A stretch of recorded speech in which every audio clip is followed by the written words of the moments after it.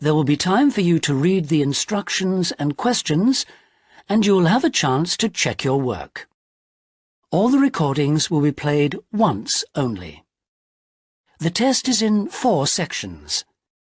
At the end of the test, you'll be given 10 minutes to transfer your answers to an answer sheet. Now turn to Section 1. Section 1. You will hear a conversation between a customer and a shop assistant. First, you have some time to look at questions 1 to 5.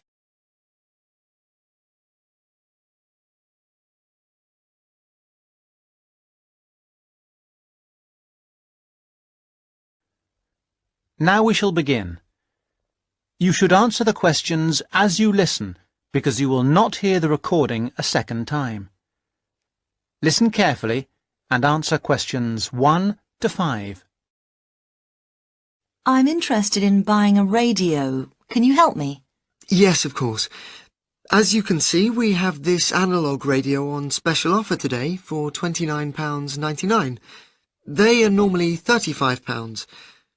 We've also got a much more modern range of digital radios. These are over here. Oh, yes. What are they? They're the new technology. This one, for example, sells at £95. The analogue radios are looking a bit old-fashioned now. Are they? What's so good about these new ones? Well, the main advantage with the analogue ones is, of course, cheapness. But the main advantage with the digital ones is the number and variety of stations you can get. Hundreds of them. All kinds of stations, playing music, rock, pop, classical, everything in fact. As well as news, current affairs, comedy, all sorts. What about the sound quality? The quality is very good.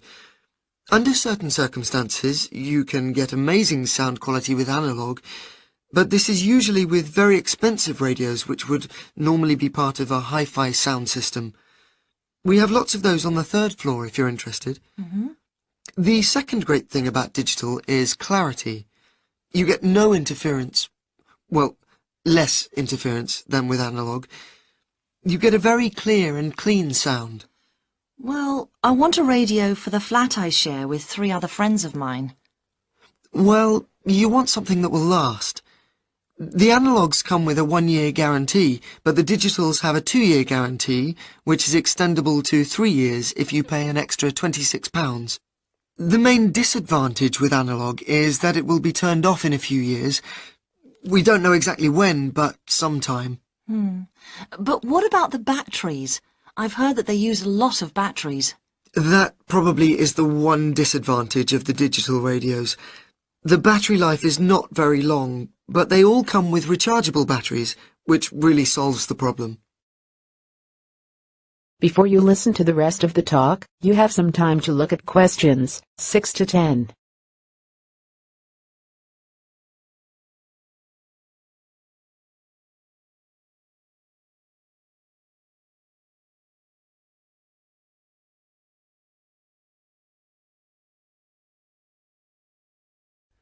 Now listen and answer questions 6 to 10.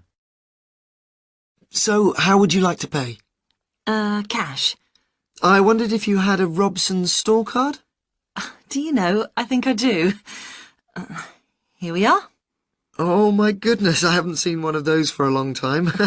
Those are the old value cards. Now you can get a super value card, which is even better value. Really? I don't know what to do. Well, I can change you onto a super value card if you want. With the super value card, you get double the standard number of points, and your free credit period is longer. With your old card, you get 1 month's free credit, but you can get 3 months free credit with the new card. The interest rate is a bit higher at 22.5% rather than 18.5%, but if you're careful, you don't have to pay interest at all. Well, I'm not sure about that. It seems better in some ways. Can I continue to use my old card? You certainly can, until they withdraw them, which I'm sure they will before too long. But with the Super Value card, there are special card-holder-only days, 2 per month, compared with 1 per month with the old card. I see. My old card gave me free delivery too. That's right. Free delivery within 20 miles. The Super Value card gives you free delivery up to 50 miles. Well, that sounds good. I think the old card was free too. With the Super Value, there is an initial fee of just £12, and then it's very good value. I think I'll pay cash. Very good, madam. That is the end of section 1. You now have half a minute to check your answers.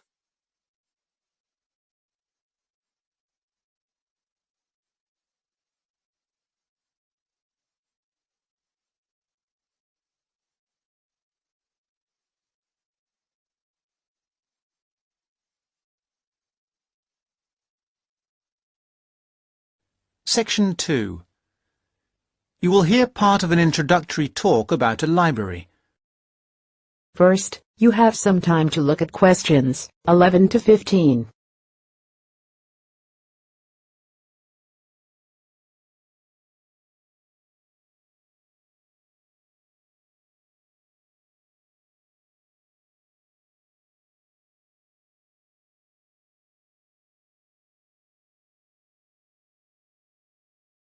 Listen and answer questions 11 to 15.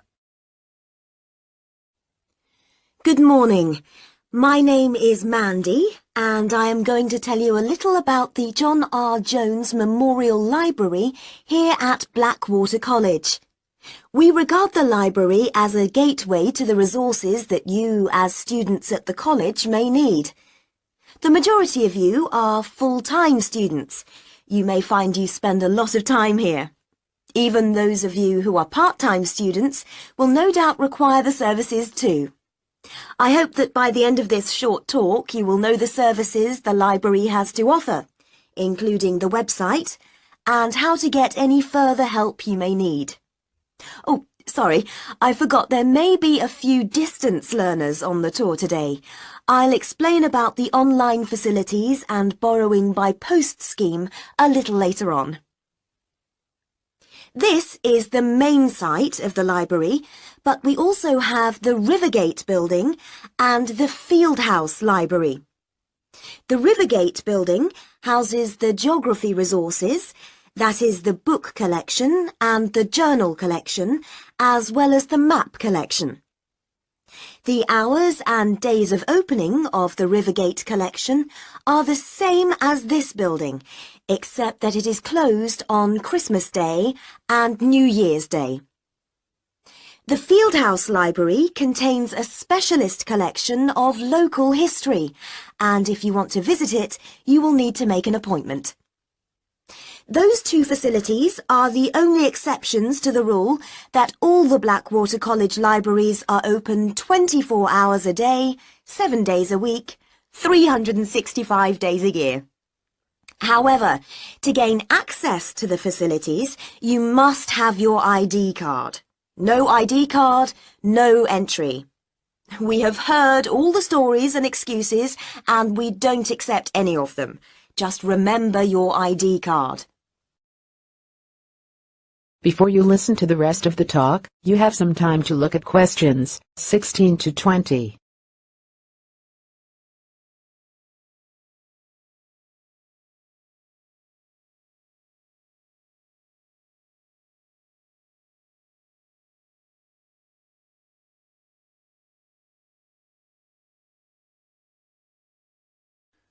Now answer questions 16 to 20.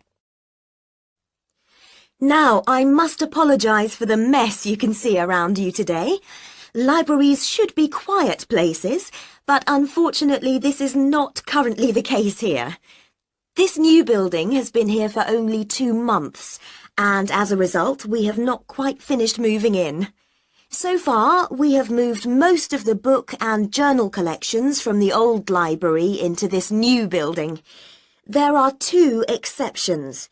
We are currently moving the economics collection here, which should be installed by tomorrow, and we will be moving the French literature collection into this building next week. But as you can see, we are still building the new restaurant. We will finish it, we hope, very shortly. We have finished the cafe, however, and students can use it during the library opening hours. We have recently installed 150 computer places, and we will be adding another 100 shortly, so that there will be plenty for everybody very soon. Very shortly, this library will be one of the finest in this part of the country. Don't forget that the library isn't just about academic books. In addition to the books and journals, there is a wide range of national newspapers available from the librarians on request. I'd like to mention the different ways you can get help in using our resources. Don't forget our website at www.mlbc.ac.uk.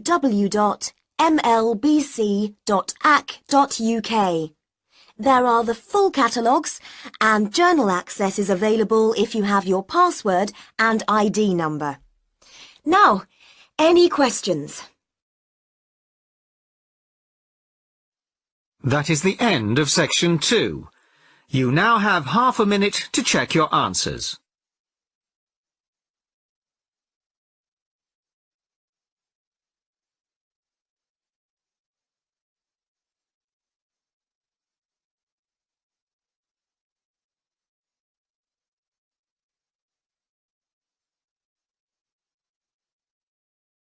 Section 3. You will hear some students talking about an assignment.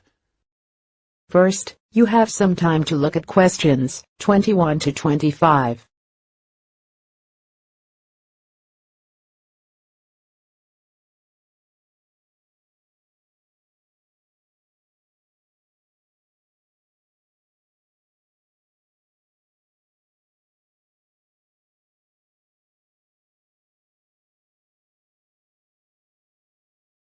Listen carefully and answer questions 21 to 25. Hello, Tom. Hello, Anne. What have you been doing? Oh, just sitting around, catching up with some reading. I've had a great time. You know we're doing this assignment on... what is it? Museums, their costs and benefits. That's right.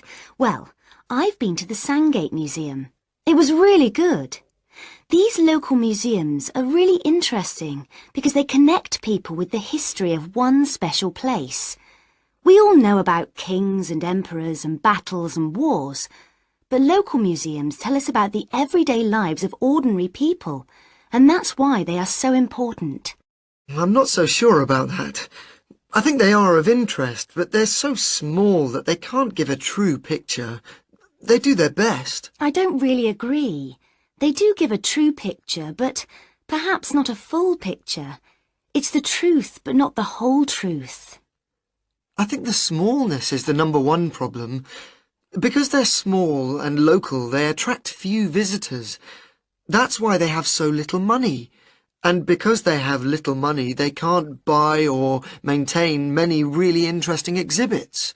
As a result, the shop is almost as big as the museum to try to raise money by selling souvenirs, postcards, sweets and so on. I think they find it difficult, but not impossible.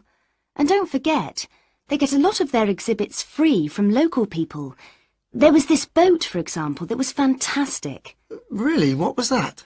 There was a massive fishing boat, a real one, about 100 years old, and you could walk on it and get the feeling of what fishing in those days was really like. Sounds quite good. But I've always found that these kinds of museums are a bit dingy. For example, the display cabinets are so dark that you can hardly see the exhibits, and the labels are sometimes difficult to read. Before you listen to the rest of the talk, you have some time to look at questions 26 to 30.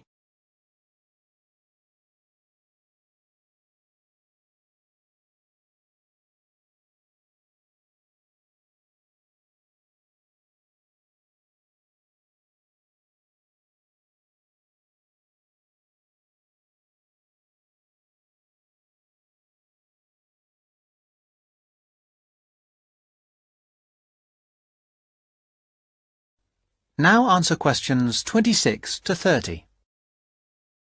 So coming back to our assignment, what we've got to decide is whether these museums should be funded by the government or just by local people. I think it depends entirely on what kind of museum it is. How do you mean? Well, take local history museums. They are small, so they won't survive without financial support. But that should come from the local authority, since only people in that area or tourists will visit it. I agree, but what about big natural history museums? Surely they should get money from the central government. Why? Children who want to learn about nature can go out into the countryside with their school teachers. They could survive from donations, and they get loads of visitors anyway. The state should spend more on science museums, since not enough people are studying science these days. I'm not so sure, but I do think a sort of museum which should not get public funds is the craft museum. Yes, like museums of cotton weaving. Yeah, which are of interest to only a very small number of people, and they should pay for it. I agree, but a working farm is a different thing again. That's something from the past of all of us, and so it's important to the local community. Kids can learn a lot too. That's the sort of thing that the local government should be spending its money on. Yes, I agree. Well, I think we've got plenty of ideas for our assignment. That is the end of section 3. You now have half a minute to check your answers.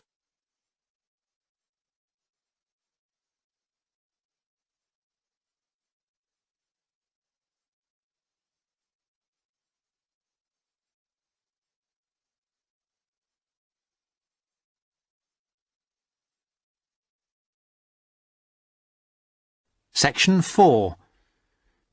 You will hear part of a lecture about product life cycles.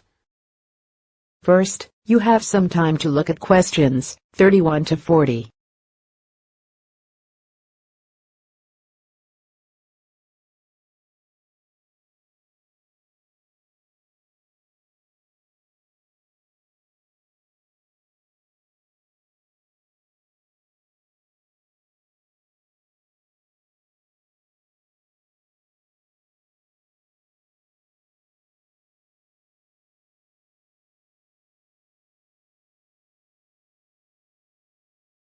Listen carefully and answer questions 31 to 40. I'm going to begin my lecture today with a look at product life cycles. Now, as we go through the product life cycle, I will be trying to raise some issues which are important with regard to each phase of the cycle. I won't have all the answers for you this morning. This one of the lecture series is just to get you started and, I hope, interested. Let's start with the first phase of the cycle, that of product design. This is really the most important part of the cycle. We often talk as if it is consumers who are responsible for recycling, and so they are, but in reality the major responsibility must be borne by designers. They can design products where recycling is easy and cheap, or difficult and expensive. In the latter case, the likelihood is that recycling, though technically feasible, will not in fact take place. Now, don't jump ahead, because the second stage is not product manufacturing, but rather that of materials acquisition. This is the activity we do when we mine coal or other minerals such as gold or iron or copper. In addition to mining, there is harvesting, which includes the cutting down of trees as a first step in the making of furniture or paper, or fishing. These activities have costs which are not only money costs. Pollution is one of the extra costs. We have also to think whether the resources we use are renewable, such as trees, or not, such as coal and other minerals.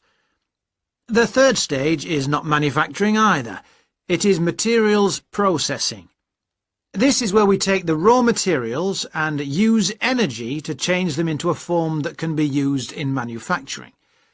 For example, trees must be turned into paper or oil into plastic. The cotton plants that grow in the fields must be turned into cloth.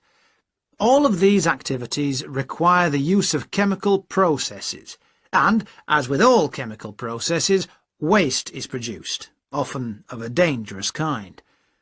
And now we come to the manufacturing stage. This is usually the most expensive in terms of cost and energy and waste. The wastes are often those that contribute to global climate change. For example, we make 41 billion glass containers, mostly bottles, each year, and we throw most of them away. A lot of manufacturing seems unnecessary if we could only organise things better. And this could mean greater profits for the manufacturing companies too. Stage 5 is packaging. Many products are packed in paper or plastic, which themselves, of course, have their own processes and costs. Excessive packaging is often criticised, but it must be remembered that packaging serves a purpose, often more than one purpose, such as maintaining freshness and hygiene, as well as providing information. In our globalised world, we must never forget the next stage, which is distribution. This is the stage where transportation and energy play a big part. Lorries, trucks, trains, planes and ships all use up the precious stocks of oil and, as we know, generate greenhouse gases, which, as we hear again and again, contribute to climate change. Stage 7 is the point of it all, using the product. Looking after products, using them in the recommended ways, timely repair and maintenance all reduce the need for early replacement and reduce the number of products in landfill sites. We should not encourage the purchase of single-use products, that is, products which are designed for use on one occasion only and then to be thrown away and replaced.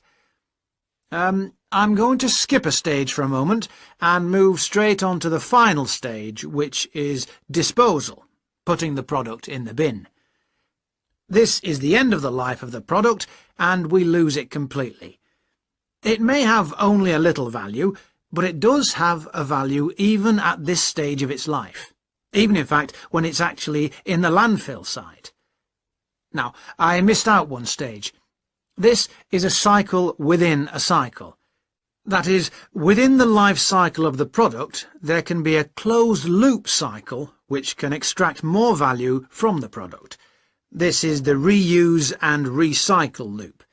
It is a closed loop because, in theory, it can continue forever, though in practice, of course, this is not possible. Recycling products mean that they can be used to make more of the same product. CDs, bottles, books, or that they can be used to make different ones. For example, 1 pound of recycled paper can make 6 cereal boxes. And if we recycled all our newspapers, we could save 40,000 trees a day. Now, with this approach to the life cycle of a product in mind, we can go on to consider life cycle analysis. That is the end of section 4. You now have half a minute to check your answers.